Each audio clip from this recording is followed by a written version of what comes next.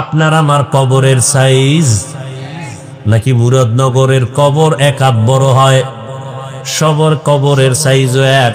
কবরে রাখার পরে প্রশ্ন হবে কয়টা? তাও কিন্তু আমাকেও যেই প্রশ্ন, আপনাকেও সেই প্রশ্ন, শিক্ষকের যেই প্রশ্ন, ছাত্রকে প্রশ্ন, মুমিনের যেই প্রশ্ন, বেঈমানের একই প্রশ্ন। রবের পরিচয় দাও, ধর্মের পরিচয় দাও, রাহমাতুল লিল আলামিনের পরিচয় দাও। তাহলে তোমার আমার আল্লাহ এক, নবী এক, কোরআন এক, কাবা এক, ধর্ম এক, কালেমা এক, কবর এক, কাফন এক, প্রশ্ন এক। তোমার আমার লেবাস পোশাক কেন আলাদা? শাহজালাল জীবনে নামাজ ছাড়ে নাই, আল্লাহর মোহাব্বতে বিয়েই করে নাই। আর তুমি মাইয়ার মোহাব্বতে আল্লাহর এই চিনো না, তুমি কেমন শাহজালালের ভক্ত ভণ্ড? আল্লাহ তো আল্লাহ পাক মানুষের জন্য দুই জিনিস দিলেন, কিতাব আর ব্যক্তি। ব্যক্তিদের মধ্যে শ্রেষ্ঠ রাহমাতুল লিল আলামিন, কিতাবের মধ্যে শ্রেষ্ঠ কিতাব কুরআনুল কারীম। এই দুইটা জিনিস যাদের কাছে আছে এখনো তারা শ্রেষ্ঠ সম্মানে আছে। টাকা নাই, বাড়ি নাই, গাড়ি নাই, সব নিঃস্ব, সম্মান এমপির উপরে, সম্মান মন্ত্রীর উপরে। এমপি দেখলে কয় হুজুর দোয়া করিয়েন, মন্ত্রী দেখলে বলে দোয়া করিয়েন। দুনিয়ার টাকাওয়ালার আইসা টাকা দিয়াও আবার মাপ চায়, হুজুর বেয়াদবি মাফ করিয়েন। তুমি টাকার জন্য গাদা হইয়া ঘুরো, আর আল্লাহর প্রিয় আশিক, রাসূলের সুন্নাতওয়ালা আশিকরা গরিবী হালাতে জীবন কাটায়, টাকা লইয়া টাকাওয়ালার আইসা ক্ষমা চায়, বেয়াদবি মাফ করবেন, দিয়ে দিলাম। তুমি টাকা খুঁজো, আর আল্লাহওয়ালারা আল্লাহকে খুঁজে। তুমি টাকার পিছে ঘুরো, আর টাকাওয়ালারা আল্লাহওয়ালার পিছে ঘুরো। ব্যবধান এতটুকু। তুমিও মানুষ, আমিও মানুষ। তোমার কপাল এমন কেন যে আমি টুপি খুলতে চাই না, তুমি দিতে চাও না? আচ্ছা বলো, এখানে বহু শিক্ষিত মানুষ, আমার রসুলের রেখে যাওয়া আদর্শ মানবে কারা? হিন্দু, খ্রিস্টান, ইহুদি, বৌদ্ধ, নবীজির সুন্নতের আমল কারা করবে? এই যুবক বাবারা বলো, কারা করবে? কোন দেশের মুসলমান? শুধু বাংলাদেশ বাদ? হ্যাঁ, মানেন না কেন? কি নবীর আদর্শে দাড়ি নাই, রাখেন না কেন? নবীর আদর্শে পোশাক নাই, পরেন না কেন? হ্যাঁ, এখানে আমি হাফিজুর রহমান একটা স্বতন্ত্র কথা বলি বুঝাবার জন্য। নবীজির আদর্শ থেকে দামি কোন আদর্শ আরো কারো কাছে আছে? যুবকরা বলো, আছে? থাকলে আমি নবীজিরটা বাদ দিয়া তারটা নিব। এই বুঝেন, ভালো করে বুঝেন, পেছ লাগায়েন না। যদি কেউ বলতে পারো, এই হাফিজ ভাই, মদিনার নবীজির আদর্শ থেকে আরো সুন্দর আদর্শ হলো শেখ মুজিবুর রহমান সাহেবেরটা, নাউজুবিল্লাহ পরে আমারটা হুম কি কই? আল্লাহর কসম, কেউ যদি প্রমাণ দিতে পারো আমি নবীজিরটা বাদ দিয়া শেখ মুজিবেরটা নিব, আমারটা আমি বলছি, খুব বুঝো, আগে বুঝো। কেউ যদি বলতে পারো মদিনার নবীর আদর্শ থেকে আরো সুন্দর আদর্শ জিয়াউর রহমান সাহেবেরটা, আমি হাফিজুর রহমান নবীজিরটা বাদ দিয়া জিয়াউর রহমান সাহেবেরটা নিব, বলার মতো কলিজা আছে কারো? আছে? এবার জবাব নাও। দুনিয়ার সবার আদর্শ নাপাক, একমাত্র মদিনার রসুলের আদর্শ পাক। মানবে কারা? হিন্দু না মুসলমান? মানবে কেন? তোমাকে বয়ান করতে হবে কেন? পাও ধরতে হবে কেন? সেদিন এক জায়গায় ওয়াজে গেছি, হুজুর এখানে ওয়াজে বাধা দিছে কেন? আপনি দাড়ির ওয়াজ বেশি করেন এই জন্য। কারা? পরে জিগাইলাম সবকিছু। পরে আমি বয়ানি উঠা বললাম, যারা ওয়াজে বাধা দেয় ওগুলো নাম লিস্টি আমার হাতে দাও, এই জালেমদের বিরুদ্ধে নতুন করে এদেশে আবার আন্দোলন করব। এদের নাম দাও, কারা ওয়াজে বাধা দেয়, এবং ওরা বাধা দিতে গিয়ে কি বলে রেকর্ড করো। কি বলে রেকর্ড করো, রেকর্ডগুলো আমাদের হাতে দাও, সব বেয়াদব সাইজ করবো 1 ঘন্টা টাইমের মধ্যে ইনশাআল্লাহ। আল্লাহ হেদায়াত দান করুন। দাড়ি রস আচ্ছা, আমরা কি নিজেতে বানায় বলি? দাড়ির পরে যে কঠিন বয়ান আছে সব কথা তো বলিও না, মানুষের অন্তরে কষ্ট যাবে। যতটুকু সুন্দর ভাবে বুঝানো দরকার ঠান্ডা মেজাজে অতটুকু বলি, তাও তো আগের মতো বলি না, ছাইরেই দিছি, হালকা ভাবে বলি। যারা দাড়ি ছোট কইরা রাখে বা পুরোটা ক্লিন করে, দোনো দলের গুনাহ সমান, কবিরা গুনাহ। কতটুকু সময় কবিরা গুনাহ? প্রত্যেকটা সেকেন্ডে সেকেন্ডে সেকেন্ডে অল টাইম কবিরা গুনাহ। ও ঘুমায়া থাকলেও গুনাহ লেখা হয়, ও বাইতুল্লাহর গিলাফ ধরবে তারপরও গুনাহ লেখা বন্ধ নাই, ও মোনাজাত দিল, মোনাজাত কবুল হবে না। আরো কঠিন কথা আছে, দরকার নাই। হেদায়েত মাওলায় না দিলে আমার করার কি? সেদিন কই গেলাম, সরকারি এক কর্মচারী আর্মির চাকরি করে, হুজুর দাড়ির জন্য বিপদে। বারবার আমাদেরকে ডাকা হয়, বলা হয় দাড়ি এভাবে রাখা যাবে না, ওইভাবে রাখা সিস্টেম। এরপর তো কিছু সিস্টেমে এখন একেবারে ফালায় না, মাওলায় ঘুরে দেখেন না। আমরা আদ্য আর রস করছি, এই খানার আগে আদ্যইও কেউ হুজুর গো কথা কানে লাগায় না। মাওলাকে তো কানে দুইটা হাত দোয়ামু দে, করোনা দিয়ে হাত দোয়া। এইবার মেডিসিন পকেটে লইয়া ঘুরে আর বাইর করে আবার হাত ধোয়, ফাঁকে ফাঁকে হাত ধোয়, নামাজের আগেও হাত ধোয়, পরেও হাত ধোয়। দাড়ি রাখবে না, রাখবে না, রাখবে না। দুনিয়ার খেলোয়াড়দের সিস্টেম ওই যে একটা দাড়ি রেখে দেখেছে থোতার গোড়ায়, সিস্টেম চালু হয়ে গেছে, মাত্র শুরু। কি আছে না এই সিস্টেম? স্টাইল, থোতার গোড়ায় কদ্দুর রাখে স্টাইল। আল্লাহ হেদায়াত দান করুন। তো আল্লাহ তাআলা কোরআন দিলেন মানুষের হেদায়াতের জন্য, হুদাল লিন্নাস হুদাল লিল মুত্তাকিন। আল্লাহ তাআলা বলেন, আমি কোরআন দিলাম রহমতের নবীকে 40 বছর বয়স পারায়া যাওয়ার পরে রহমতের নবী দাওয়াত শুরু করলেন, কালেমার দাওয়াত। মান ক্বালা লা ইলাহা ইল্লাল্লাহ দাখালাল জান্নাহ, যে একবার লা ইলাহা পড়বে তার জান্নাত রেডি হয়ে যাবে।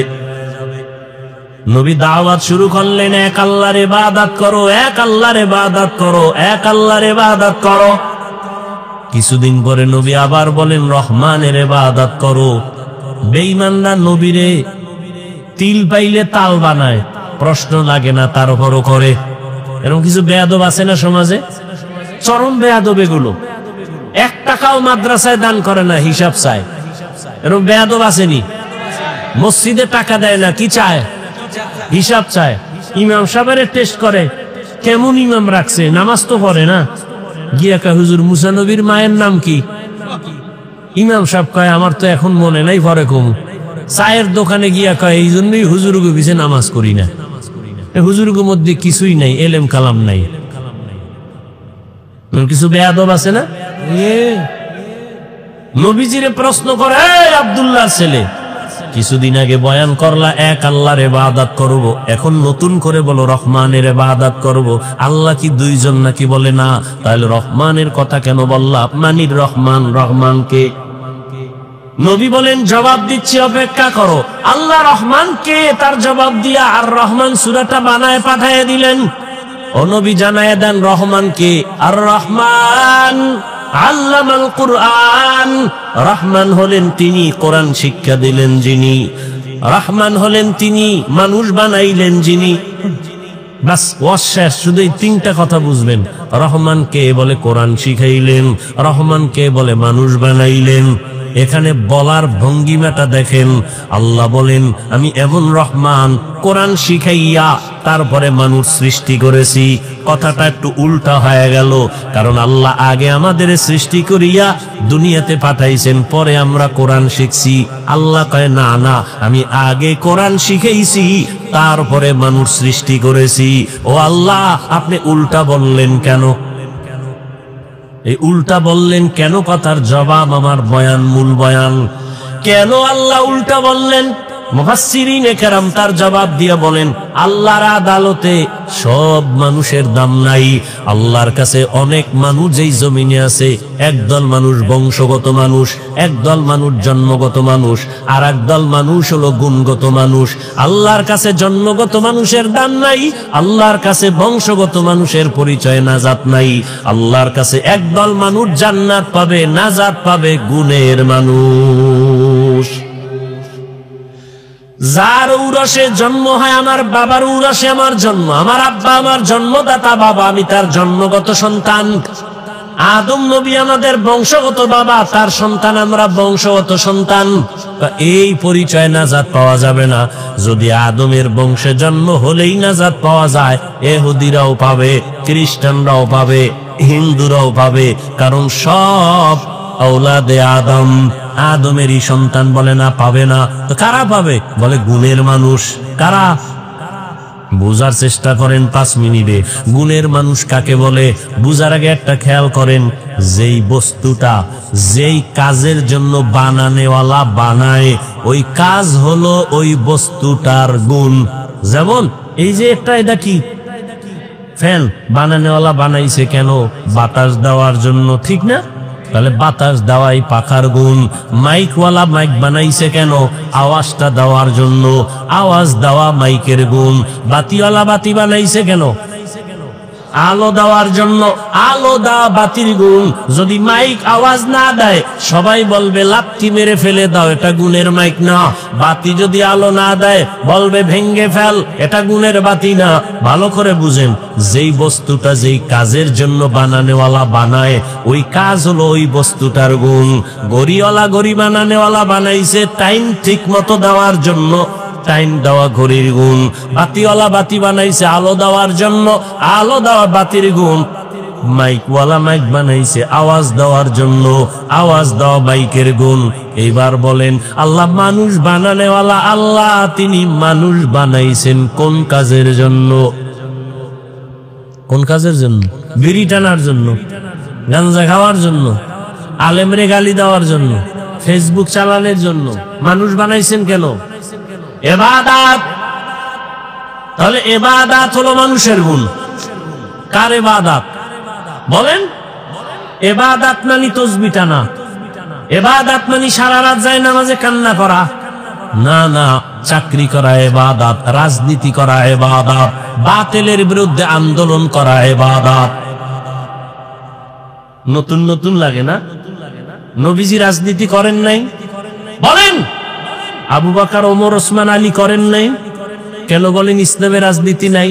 আপনি করেন না সেটা ভিন্ন কথা, নাই বলেন কেন? ইউসুফ নবী রাষ্ট্র চালান নাই? বলেন বাবারা, বলেন। সুলাইমান নবী রাষ্ট্র চালান নাই? এই ঘটনা কোরআন শরীফে নাই কেন? বলেন রাজনীতি নাই। হ্যাঁ, বর্তমান পচা রাজনীতি ইসলামে নাই। চান্দাবাজি, ধান্দাবাজি রাজনীতি ইসলামে নাই। রসুলেরটা তো আছে, কথা বলেন না কেন? নাই বলেন কেন? ভাইরা আমার, ইবাদতের জন্য আল্লাহ বানাইছেন। ইবাদত কি? জীবনে যা করবেন সব ইবাদত। ঘুমাইবেন ইবাদত, কানবেন ইবাদত, হাসবেন ইবাদত, বাথরুমে যাবেন সব ইবাদত। মন গড়া হতে হবে নবীজির আদর্শ অনুযায়ী। বাথরুমে যাবেন ইবাদত কখন হবে? নবীর আদর্শ মতে যাবেন। নবীর আদর্শ মতে বাথরুমে কেমনে যাবেন? খালি মাথায় যাওয়া যাবে না। ঢুকতে গিয়া কোন পা দিবেন? বাম পা। খালি পায়ে যাওয়া যাবে না, ঢুকার আগে দোয়া পড়বেন। বাথরুমে যাইয়া বসবেন বাম পায়ের উপরে ভর করে, সুন্নাত। হাঁটুর উপরে কাপড় উঠানো যাবে না। আবার বের হয়ে যাবেন ডান পা দিয়া। খালি মাথায় খালি পায়ে বাথরুমে ঢুকবেন না। নবীর আদর্শ মতো বাথরুমে যাবেন। আমি লিখে দিব, বাথরুমে কোনোদিন বিপদে পড়বেন না। অনেকে পড়ে না, পইরে গিয়ে মাথা ফেটে যায়।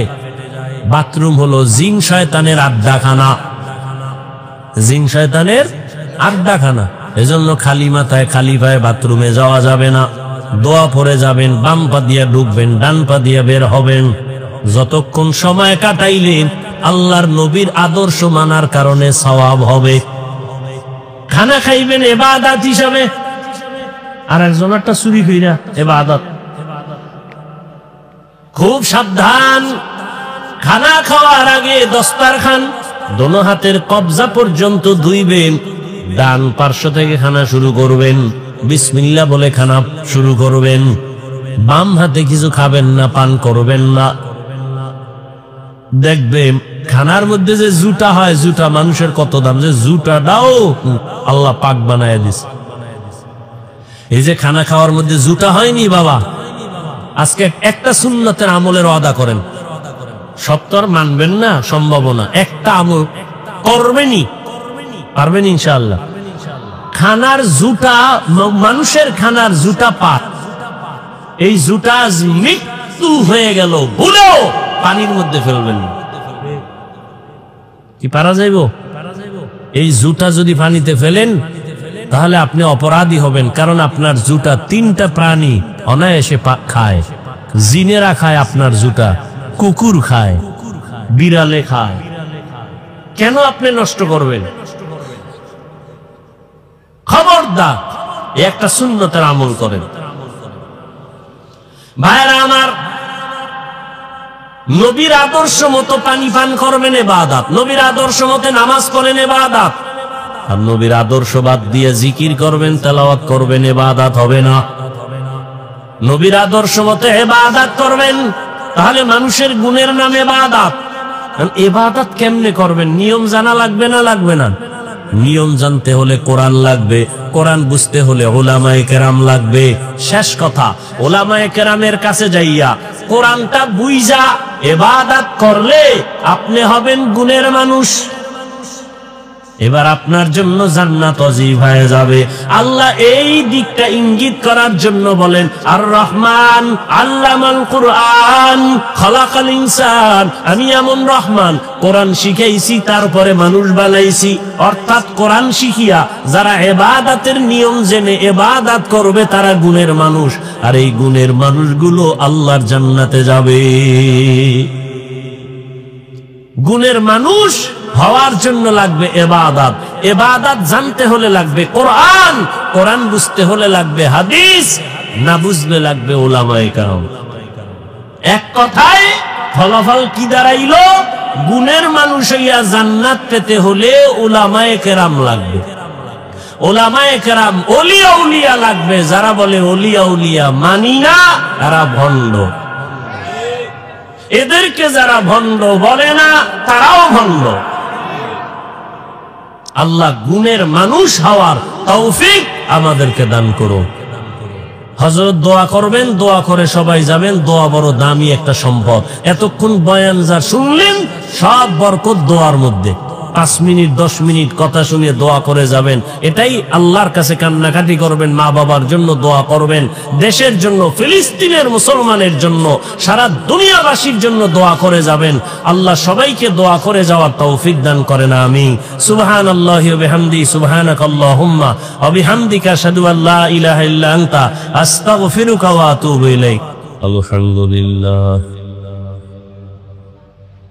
الحمد لله الذي جعل الشمس والقمر بحسبان والنجم والشجر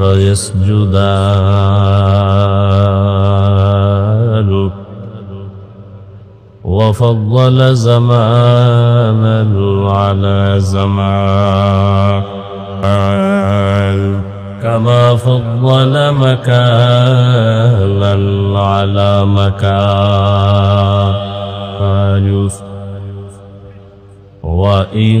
وإنسانا على إنسان ونشهد أن لا إله إلا الله وحده لا شريك له لا ضد له ولا ند له ولا مثل له ونشهد أن سيدنا ومولانا محمدا عبده ورسوله اللهم صل على محمد النبي الأمي وعلى آله وسلم تسليما وبعد فأعوذ بالله من الشيطان الرجيم بسم الله الرحمن الرحيم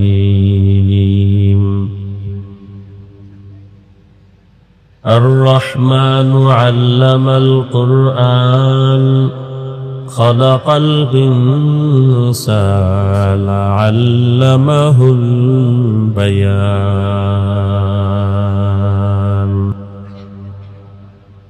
وقال رسول الله صلى الله عليه وآله وسلم خيركم من تعلم القرآن وعلمه صدق الله مولانا العظيم صدق رسوله النبي الأمي الكريم ونحن على ذلك من الشاهدين والشاكرين والذاكرين والحمد لله رب العالمين এই সাউন্ড স্পষ্ট হয় না কেন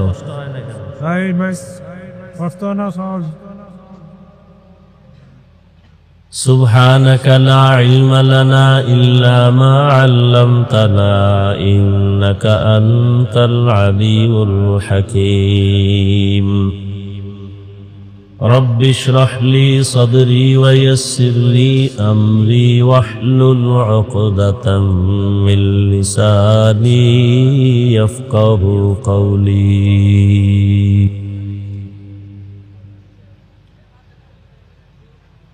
درفشانی نے تیرے قطروں کو دریا کر دیا درفشانی نے تیرے قطروں کو دریا کر دیا دل کو روشن کر دیا آنکھوں کو بینا کر دیا دل کو روشن کر دیا آنکھوں کو بینا کر دیا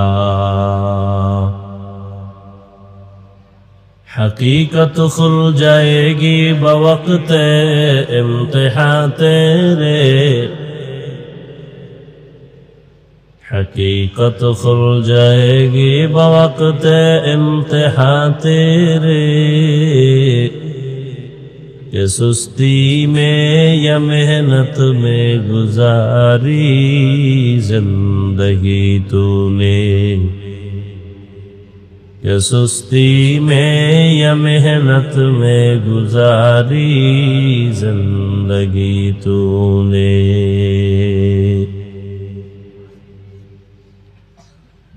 محمد نے آ کر کفر کو مٹایا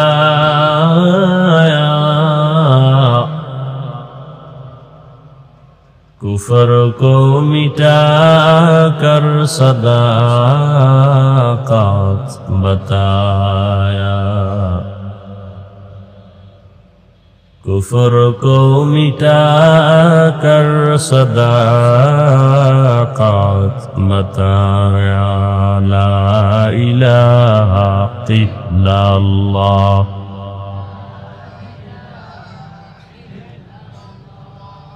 لا الہ الا اللہ لا الہ الا اللہ لا الہ الا اللہ لا الہ الا اللہ لا الہ الا اللہ لا الہ الا اللہ محمد رسول اللہ রানী মোহরী নাদিয়াতুল উলুম হাফিজিয়া মাদ্রাসা এতিমখানার উদ্যোগে আয়োজিত বার্ষিক ইসলামী মহাসম্মেলন 7 এপ্রিল 2025। সভাপতি বিশিষ্ট ইসলামী চিন্তাবিদ শাহ মোহাম্মদ সালেহ উদ্দিন আহমদ পীর সাহেব, সিঙ্গুলা দরবার শরীফ। প্রধান অতিথি আলহাজ কাজী শাহ মোফাজ্জল হোসেন কায়কোবাদ সাহেব, অন্যান্য অতিথিবৃন্দ, হযরত উলামায়ে কেরাম। এলাকার বিভিন্ন স্থান থেকে আগত আল্লাহ পাকের আশিকিন, জাকিরিন, শাকিরিন, মুহিব্বিন, মুরব্বিয়ান এজাম,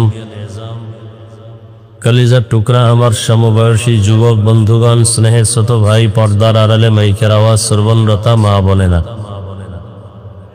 আল্লাহ পাকের দরবারে শুকর যে আল্লাহ আমাদেরকে সুস্থ রেখেছেন এবং পৃথিবীর শ্রেষ্ঠ মজলিস উলামায়ে আহলে হকের মজলিস, আশিকিন, জাকিরিন, শাকিরিনদের মজলিস, তওবা কবুলের মজলিস, বরকতি মজলিসে আমাদেরকে আল্লাহ হাজির হওয়ার তৌফিক দান করেছেন। শুকর আদায়াতে সকলেই করি আলহামদুলিল্লাহ। দরুদ ও সালাম সৈয়দুল মুরসালিন রাহমাতুল লিল আলামিন, শফিউল মুজনিবিন, খাতামুন নবিয়্যিন, সৈয়দুস সাকালাইন, ইমামুল মুরসালিন, শফিয়ে আজম, রসুল আকরম, রহমতে আলম, নবিয়ুল আরব আল আজম, হযরত মুহাম্মদুর রাসূলুল্লাহ। সবাই পড়েন, আসতে দাও। নবীর উপরে দরুদ পড়লে আপনাদের এলাকায় গুনাহ হয়? আপনারা না সব আশিকে রাসূল, তো দরুদ শরীফ পড়েন না কেন? দুনিয়াতে এর থেকে ভালো আমল আর কি আছে আমাকে বলেন তো? দরুদের মতো দামি ভালো আমল খুব সংক্ষেপ, কিন্তু এর ফজিলত বরকত অনেক বেশি। দরুদ এমন একটা আমল যে আমলটা করলে দুনিয়াতেও লাভ, আখিরাতেও লাভ। দরুদ এমন একটা আমল যে আমলটা করলে দুনিয়াতেও লাভ, আখিরাতেও লাভ। উলামায়ে কেরাম লিখেছেন কমপক্ষে প্রতিদিন 300 বার দরুদের আমল করা উচিত। কতবার? নিয়ত করা যায় না? আমাদের সমাজে অনেকে না জেনে বলে নিয়ত করা যাবে না যদি না করতে পারি। নেক আমলের নিয়ত করলেই নেক। এখনো আমলটা করেন না, শুধু নিয়ত করছেন, সাথে সাথে নেক লেখা শুরু।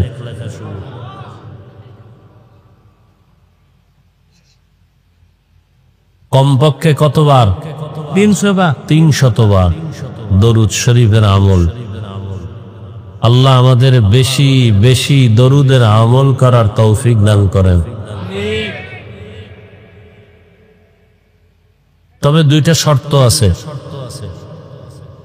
প্রথম শর্ত, দরুদ শরীফটা পড়তে হবে একেবারে নিরিবিলি পরিবেশে। দ্বিতীয় শর্ত হলো পবিত্র অবস্থায়। নিরিবিলি পরিবেশ বা সময়, কোন সময়? আমার দৃষ্টিতে 2টা সময়, হয়তো ফজরের নামাজের পরে, নয়তো ঘুমের আগে বিছানায় বসে। সময় থাকলে নামাজের দরুদ পড়বেন, সময় কম হলে এই সংক্ষিপ্ত আকারে পড়বেন। দয়ালো খেয়ালের সাথে যদি পড়ে ওযু সহকারে দরুদ শরীফের আমল করে ঘুমিয়ে যান, কিবলার দিকে মুখটা ঘুরাইয়া ডান কাতে,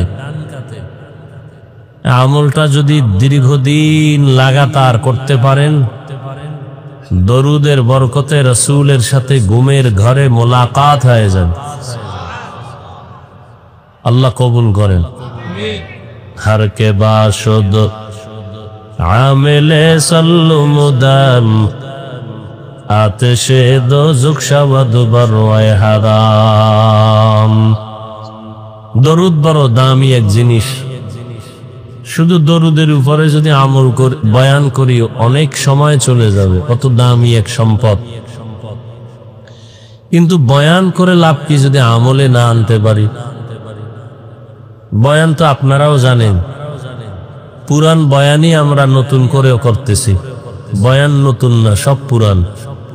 নামাজ, রোজা, হজ, যাকাত এগুলোর বয়ান, আর কি? যেগুলো বলবে এগুলো আপনারা সব জানেন, আমল নাই। ইমানের পরে প্রথম বড় আমল যেটা নামাজ, সে নামাজই নেই। নবীজি বলছেন বেঈমান আর মুমিনের মধ্যে ব্যবধান নামাজ। বাইনাল আবদি ওয়া বাইনাল কুফরি তারকুস সালাহ। বেঈমান নামাজ করে না, মুমিন নামাজ ছাড়ে না। অথচ এখানে এমন আল্লাহর বান্দা বসে আছে, আজকে ফজর নাই, জোহর নাই, আসর নাই, মাগরিব নাই, এশাও নাই, বয়ান শুনবে।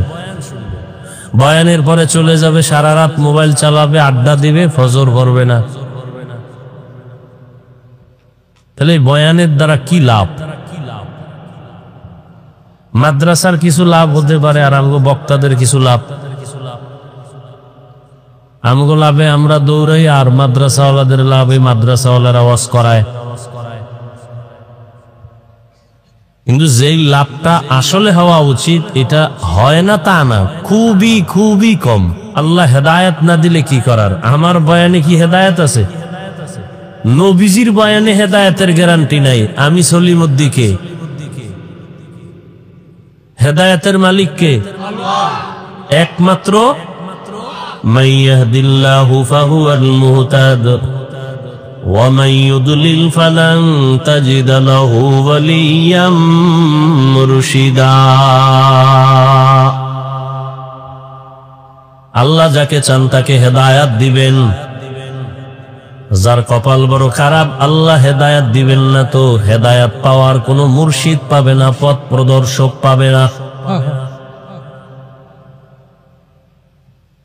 আল্লাহ যদি কপালটা খারাপ করিয়েই ফেলেন, তাহলে আমি হাফিজুর রহমান কেন, মক্কা মদিনার ইমাম কেন, স্বয়ং রসুল বয়ান করলেও কপাল খুলে না? তো কেমন কপাল যে নবীজির বয়ানও খুলে না? এমন কপাল পরা দুই একজনের নাম জানেননি? কেমন কপাল পরা যেই নবীজির চেহারা মোবারকের দিকে তাকাইলে পেটের ক্ষুধা থাকে না? কেমন রহমতের নবী আমার, যেই রহমতের নবীর জন্য মানুষ জীবন দেয়। কেমন রহমতের নবী, মোহব্বতের নজর দিবে জাহান্নামের আগুন হারাম। সেই নবীকে কাছে বসে 13টা বছর দেখলো, বয়ান শুনলো, কালেমা পড়লো না। কে বেঈমান? কে? যেই নবীজিরে দেখলে জাহান্নাম হারাম, যেই নবীজির দিকে নজর দিলে পেটের ক্ষুধা থাকে না, যেই রহমতের নবীর চেহারা দেখলে কলিজা ঠান্ডা, ওই রহমতের নবীর চেহারা 13 বছর দেখলো, সামনে বসে বয়ান শুনলো, কপাল খুলল না। এত বড় বেঈমান। আর অন্যদিকে নবীজিরে জবাই করার জন্য তরবারি নিয়ে দৌড়ায়, নবীজির মাথা নিয়ে আসবে, 100 লাল উট পুরস্কার পাবেই লোভে। রহমতের নবীর সামনে গিয়া দাঁড়াইয়া চেহারাটা দেখা মাত্র তরবারি ফালায়, বলে নবী কালেমার রশি গলায় লাগাইয়া দেন। এর নাম কপাল। এই কপাল আলাকে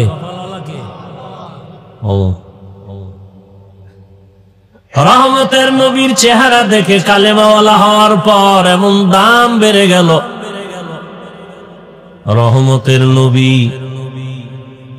ওমরের দিকে এমন নজর লাগাইছেন, তো ওমরের পাওয়ার এই পরিমাণ বেড়েছে, ওমর যেই রাস্তা দিয়া চলে শয়তান ওই রাস্তায় চলে না, ভয়। একটু চিন্তা করেন তো, এটা কি কেমন মানুষ যে শয়তান ভয় পায়? যেই শয়তান আমার আল্লাহর সামনে দাঁড়াইয়া চ্যালেঞ্জ দিছে, আল্লাহর সামনে বেয়াদবিমূলক আচরণ করছে, ঘাড় বাঁকা করিয়া আদমের সেজদা দিবে না।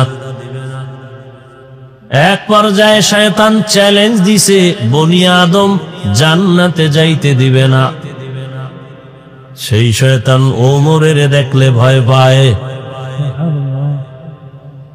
সেই ওমরের নাম ১৫০০ বছর পরে এখনো যদি কেউ শুনে ভয় লাগে। ওমর মানি আগুন। কেউ যদি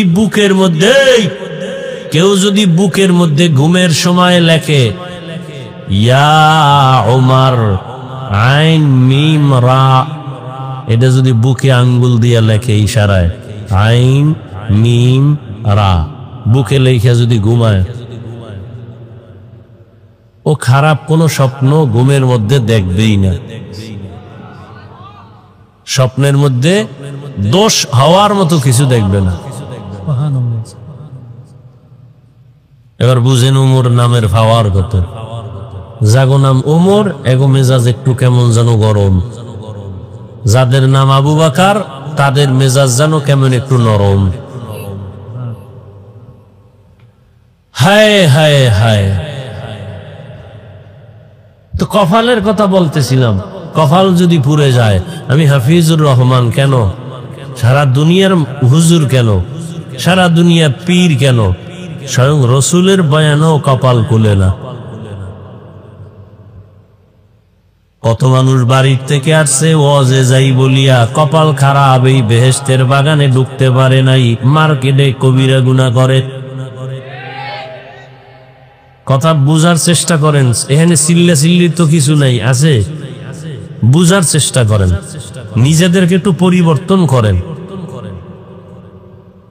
মানুষ বিপদ আসলে দিল নরম হয়। ফিলিস্তিনের কান্না দেখা মুসলমান হিসাবে কোনো অনুতপ্ত নেই, আফসুস নেই। যদি থাকতো তো নামাজ না পড়ে থাকেন কিভাবে?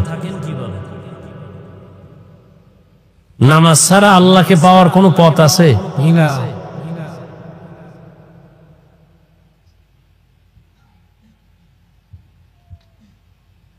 কিভাবে আপনারা নামাজ বাদ দেন বলেন তো? এখানে যত মানুষ আছে আমি যদি জিজ্ঞাসা করি, সবাই জবাব তো ঠিকই দিবে, ভাই নামাজ লাগবে নি? বলে হ্যাঁ লাগবে। প্রতিদিন? হ্যাঁ প্রতিদিন। 2-1 ওয়াক্ত? কয় না। কয় ওয়াক্ত? বলে 5 ওয়াক্ত। মাঝে মাঝে ছেড়ে দেওয়া যাবে? কয় না। সব জবাব সুন্দর দিবে, অথচ নামাজ নেই।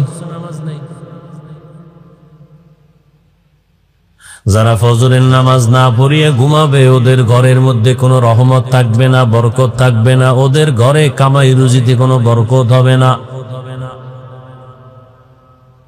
আর যারা নামাজ পড়বে এদের বরকত বাড়বে। বরকত মানে কোটিপতি হবে না।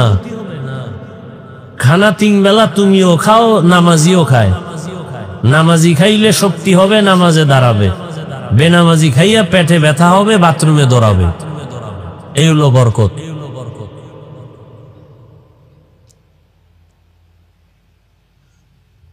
টাকা তো সবার আছে, কারো টাকা হালাল, কারোটা হারাম। হালাল টাকা বরকত, পরিমাণে কম। পরিপূর্ণ হালাল টাকা দিয়ে কেউ কোটিপতি হতে পারে না, আর জীবন শেষ হয়ে যায়। হারাম টাকা দিয়ে রাতারাতি কলা গাছ হয়, আবার রাতারাতি জুতার মালা গলায় লয়। কারণ যেমনে আয় তেমনি কি ব্যয়। তোমার ওই টাকা সুইস ব্যাংকে রেখে লাভ কি যদি বংশের কেউ ভোগ করতে না পারে? 10 তলা বিল্ডিং এর মাস্তানি করে লাভ কি যদি কেউ ঘুমাইতে আরামে না পারে? ওই বিল্ডিং থুইয়া যদি জঙ্গলে দৌড়ান লাগে, ওই বিল্ডিং এর মাস্তানির লাভ কি? এর সে খেরের ঘর ভালো। প্যারাডো গাড়ি দিয়া ঘুরতেছো, এই প্যারাডো গাড়ির বাহাদুরি করে লাভ কি যদি ওই গাড়ির চাকা পাঞ্চার হয়ে যায় জীবন থেকে? এর চেয়ে রিক্সা ভালো। বলার চেষ্টা করি বলি, কিন্তু ফায়দা তো নাই, সব উল্টা পাল্টা। এ জাতির কপাল আর কবে খুলবে? ভালো মানুষ এই দেশে থাকবে খুব কঠিন। আকাম সাকাম করবে, এগোই চেয়ার খালি। ভালো মানুষের কোনো সুযোগ নেই। আরে খালি বদলায়, হেনতে হেনো, হেনতে হেনো। হবে না? কেন হবে না? কেন? পারফেক্ট না। ওসি সাহেব ঘুষ খায় না, এরম ওসি আছে না? এগো জীবন বড় কঠিন, খোঁজ নেন। কারণ ওই কেমনে বুঝাইতাম, সময় যেহেতু কথার পেছে এই বছর একটা উদাহরণ দেই। এক বাদশাহ স্বপ্ন দেখছে দেশের মধ্যে কাদাযুক্ত বৃষ্টি হবে, এই পানির বৃষ্টি, যে পানিতে কাদা ময়লা, এবং এই কথাও দেখছে যে এই পানি যে পান করবে সে পাগল হয়ে যাবে। স্বপ্ন দেখা ঘুমের থেকে উঠা ওজিরকে বলছে, ওজির কি করা যায়? বলে ভালো পানিটা আগে জমা করে রাখি, আমরা দুইজনে, দেশে বৃষ্টি হলে দুনিয়ার সব জনগণ খাইয়া পাগল হইল, অন্তত আমরা পাগল হব না। কিছুদিন পরে বৃষ্টি হলো, জনগণ খাইয়া সব পাগল। ওই কাদাযুক্ত পানি পান করে দেশের সবাই কি পাগল? কে পান করে নাই বলেন তো? বাদশাহ আর উজির। জনগণ কয় বাংলা দেশের মধ্যে দুইটা পাগল আছে। জনগণ কয় কয় দুইজন, বাদশাহ আর উজির। তো বাদশাহ আর উজির যখন মানুষে সবাই পাগল কয়, উজিরে কয় বাদশাহ মহারাজ কি করাব? কি করবা? কয় পানি পান আমরাও করি। বাদশাহ কয় তুমি করো, আমি করুম না। উজিরও পানি পান করছে। কিছুদিন পরে উজির কয় বাদশাহ আসলে আমি একটা পাগল। বাদশাহ কয় উজিরে যখন পাগল কয় আমি আর ছাগল থেকে লাভ কি, আমিও পানি পান করি। বাদশাও পানি পান করছে, এখন দেশে একটাও পাগল নাই, সব পাগল, মানে সব এক লাইনে এসে গেছে। সমাজের অধিকাংশ মানুষ আমেরিকার পচা পায়খানা খাইয়া, রাশিয়ার পায়খানা খাইয়া, সুদ ঘুষ খাইয়া এখন কয় আমেরিকা শান্তি দেয়, রাশিয়া শান্তির মালিক, ইহুদি শান্তির মালিক, গ্রামীণ ব্যাংক শান্তির মালিক, সুদ ঘুষ শান্তির মালিক। হুজুরেরা কয় খবরদার, এগুলো শান্তির ঠিকানা না। কয় হুজুরেরা পাগল। কিছু হুজুর আবার টাকা খাইয়া খায় না, তোরাই ঠিক। কিন্তু যারা আসলেই মদিনার আশিক হক, ওরা বলে মরে যাব, ওই হারাম খাবো না। দুনিয়ার সবাই পাগল বললেও কিছু আসেও না, যায়ও না। এই হকদের কারণে দ্বীন ও ইসলাম এখনো জমিনে আছে। ভালো কথা বলার নাই তো কেউ, বলবে কে, শুনবে কে? এই যে মোবাইলের বিরুদ্ধে এমন একটা বয়ান নাই বলি না। এখন মানুষ কি কয়, এতগুলো হুজুর বয়ান করলো, কারো লাগলো না, ওনার লাগলো কেন? বাদ দে হুজুর, আমগো আকাম চলবে, হুজুর চলবে না। আকাম চলবে কিন্তু হুজুর চলবে না। এদেশে হুজুরের অভাব আছে, অতএব এই হুজুর বাদ দাও, আকাম বাদ দেওয়া যাবে না। ঘরে ঘরে মোবাইলে জেনা চলতেছে, চেহারার মধ্যে কোনো নূর নেই। শুধু কি তাই, মানুষ বাঁচতে চায় অনেক দিন, কিন্তু যে মেডিসিন হাতে নিয়ে ঘুরে, এই মেডিসিন হলো দ্রুত মরার মেডিসিন। মোবাইল মানুষকে দ্রুত মেরে ফেলবে। জীবনও শেষ, যৌবনও শেষ, লেখাপড়াও শেষ, হার্ট দুর্বল, কিডনি দুর্বল, চোখের পাওয়ার দুর্বল, চেহারা দুর্বল। এই মোবাইল, খবরও তো নেই, একথা বুঝেও না। যারা মোবাইল চালাও, আজকে বাসায় গিয়া গুগলে লিখবে গজব্যা মানুষ। যারা মোবাইল ছাড়া ভাত ভাল লাগে না, ভাতও খায় মোবাইলও দেখে, কেমন নেশা। প্লেটের পাশে মোবাইল খাড়া করাই রাখছে, লোকমা দেয় একটা, মোবাইলে চায় আধা মিনিট। গুগলে সার্চ দিবি, আজকে বাসায় গিয়ে যুবকদেরকে বলছি, গুগলে সার্চ দিবি টাচ মোবাইল দেখলে শরীরের অঙ্গের কি কি ক্ষতি হয় আজকে দেখো বাবা। আমি নিজের থেকে বানায় বললি, আমার এত প্রয়োজন নাই তোমার সাথে কোনো আঘাতমূলক কথা বলা। গুগলে দেখবা এই টাচ মোবাইলে কি কি ক্ষতি হয়। চোখের পাওয়ার থাকবে না, হার্ট দুর্বল, কিডনি দুর্বল, মেধা দুর্বল, লেখাপড়া শেষ, জীবন শেষ, যৌবন শেষ। ওই যে ধান ক্ষেতের মধ্যে দেখছো না জামা, লাঠির মধ্যে জামা এরকম টানায় রাখে, দূরের থেকে মনে হয় এক মানুষ, ওদের হাড়ি দিয়েছে, রসের হাড়ি মাথা বানায় রাখছে, এরকম আছে না নাই? ওটা আসলে মানুষ। তো তুই আসো ওই অবস্থায়, ভিতরে কিচ্ছু নেই। এই মোবাইল দেখতে দেখতে ভিতরের সব শেষ, কিডনি শেষ, হার্ট শেষ, ব্রেন শেষ, চরিত্র শেষ, কিচ্ছু নাই। চোখের পাওয়ার নেই, কানের পাওয়ার নেই, কথাগুলো অন্তরও ঢুকতেছে না, কারণ নেশা পাগল পারা হয়ে গেছে। মা পর্যন্ত গালি দিবে শুধু মোবাইলকে ঠিক রাখার জন্য। কত যুবকরা বাবারে গালি দিছে, এই মোবাইলের কারণে মাকে গালি দিছে। এই মোবাইলের কারণে বহু সন্তানেরা মা বাবার সাথে বেয়াদবি করেছে। টাকা চুরি করে ডেলি এমবি ভরার জন্য, মা বাবায় না দিলে চুরি করে, এরপর চুরির সুযোগ না থাকলে বন্ধুর পকেট মারে, এরপরও সুযোগ না পাইলে কয়েকজন মিলিয়া দোকান চুরি করার চক্রান্ত করে এই মোবাইল।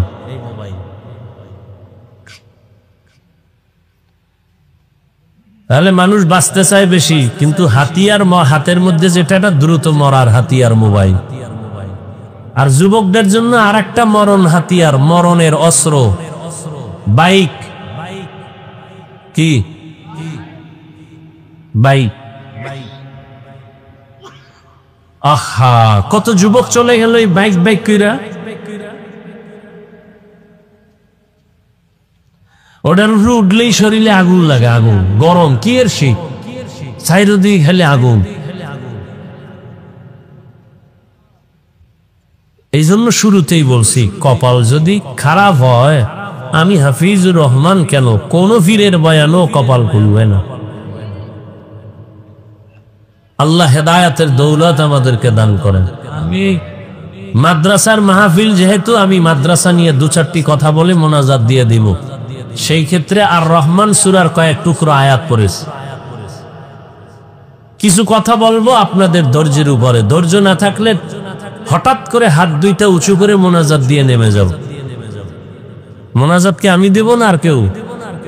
কথা কেন, কে দিবে? মোনাজাত লইয়া তো কিলাকিলি। মোনাজাত আমি দিলাম কেন, অনুমতি নিলাম না কেন? সভাপতি, সেক্রেটারি, কমিটির কত কাবজাব। কে দিবে মোনাজাত বলেন, আগে বলেন তাড়াতাড়ি। কয় কথা কয়, এইটা না বললে তো আমি দিয়ে ফেলাইতাম। এইবার মুরাদনগর আমার থেকে বিদায়, অনুমতি ছাড়া মোনাজাত দিল কেন? শেষ, জীবন শেষ। তো সভাপতি সাহেব, আপনাদের পরিচিত হযরত পীর সাহেব, তিনি বসে আছেন, দোয়া করবেন, মোনাজাত দিয়ে যাবেন। আমি সংক্ষিপ্ত দু চারটি কথা বলেই বিদায় নেব। তরজমাটা বলে নেই। আর রহমান আল্লামাল কুরআন খালাকাল ইনসান আল্লামাহুল বায়ান। রহমান হলেন তিনি, কোরআন শিক্ষা দিলেন যিনি। রহমান হলেন তিনি, মানুষ সৃষ্টি করলেন যিনি। রহমান হলেন তিনি, বয়ান শিখাইলেন যিনি। রহমতের নবী বলেন, খায়রুকুম মান তাআল্লামাল কুরআন ওয়া আল্লামাহ। দুনিয়াতে তাদের থেকে বড় দামি আর কেউ নাই যে কোরআন শিখে অন্যদের শিক্ষা প্রদান করে। কোরআন ডাইরেক্ট শিখা, ডাইরেক্ট শিখানো, এটাও বড় দামি। আবার কোরআনের ব্যাখ্যা শিখানো, যেমন এই মজলিসটাও কোরআন শিক্ষার মজলিস। নবীজি বলেন, উলামায়ে আহলে হকের মজলিসে বসিয়া দ্বীন ও ইসলামের একটা মাসআলাও যদি তুমি শিখতে পারো, 100 রাকাত নফল নামাজের সওয়াব আল্লাহ দান করবেন। সুবহানাল্লাহ। কোরআন এমন একটা দামি কিতাব, দুনিয়াতে আল্লাহ মানুষকে সৃষ্টির শ্রেষ্ঠ মর্যাদা দান করেছেন। নূরের সৃষ্টি শ্রেষ্ঠ না। ভালো করে খেয়াল করো যুবক বাবারা, রাগ কইরো না, খুব মহব্বত নিয়ে কথা বলতেছি, দিল থেকে বলতেছি। ভাই 2-1 ঘন্টা বসলে কি ক্ষতি হবে তোমার? আমার কথা যে মানতে হবে এজন্য তো তুমি বাধ্য না। এরপরেও যদি আল্লাহ কাউকে হেদায়েত দেয় সে আশাই তো, আর কি।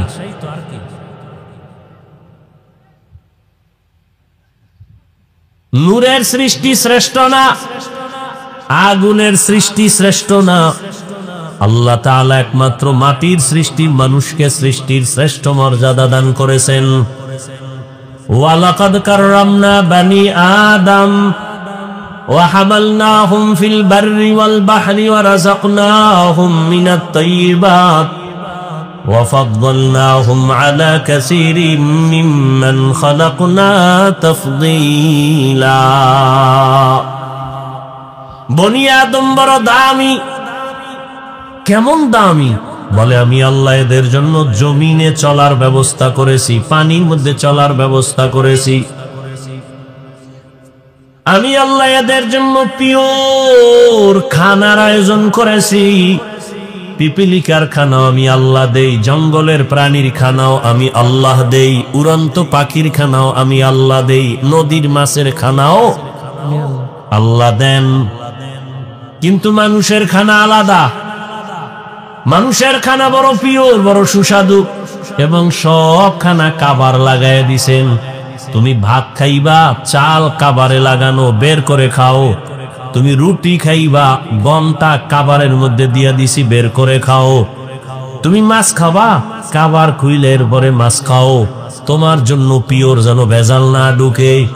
তুমি গোশত খাবা, চামড়ার কাবার লাগায় দিছি, চামড়া খুলে খাও।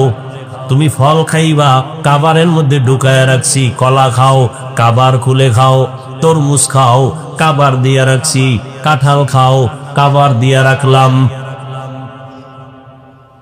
এরে বান্দা, আবার কিছু ফল আছে এগুলো আলাদা কাবার দেওয়া লাগে না, হালকা দিছে, তবে কাবার শুদ্ধ খা, কোনো বাধা নেই। তবে এমন সিস্টেম করে দিছি বাহিরের ময়লা এর গায়ে লাগবে না। আঙ্গুর খাও, কাবার শুদ্ধ খাও। আবার হালকা ময়লা থাকলে এই মেডিসিন দৌত করার জন্য পিওর পানির আয়োজন আমি করেছি। তোর বাবায় তোরে পানি দেয় নাই, আমি পানির ব্যবস্থা করেছি। তোর 14 গোষ্ঠী কেউ তোর জন্য খানার আয়োজন করে নাই, আমি আল্লাহ তোমার জন্য খানার আয়োজন করেছি। দুনিয়াতে চলার জন্য তোমার আলোর প্রয়োজন।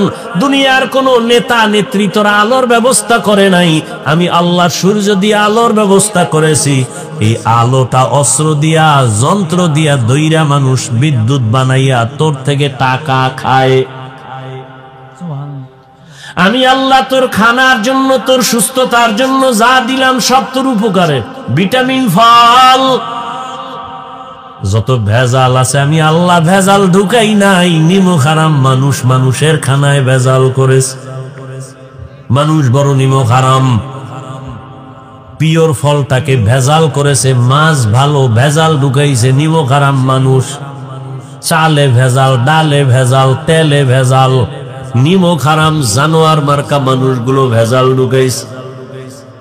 ওমরে ফারুক দিনের বেলা মানুষের বিচার আচার করে, রাতের বেলা রাষ্ট্র পরিচালনার দরজায় তালা লাগাইয়া মানুষের বাড়ি বাড়ি যায়, খোঁজ নেয় কি হালাত। ঘুরে ঘুরে দেখে এক বাগানের ভিতরে একটা বাতি জ্বলে। ওমর একা গিয়া সেখানে দাঁড়াইলেন। ছোট একটা ঘর, ঘরের ভেতর থেকে আওয়াজ, 2 মহিলার আওয়াজ আসতেছে। একটা মহিলা মা, আর একটা মেয়ে। মা মেয়েকে বলে, এই মেয়ে, বাজারে গাভীর দুধ বিক্রি করতে নিবি, পানি বেশি দিয়া নিস। মেয়ে কয়, মা, ওমর যদি জানে কল্লা ফেলে দিবে।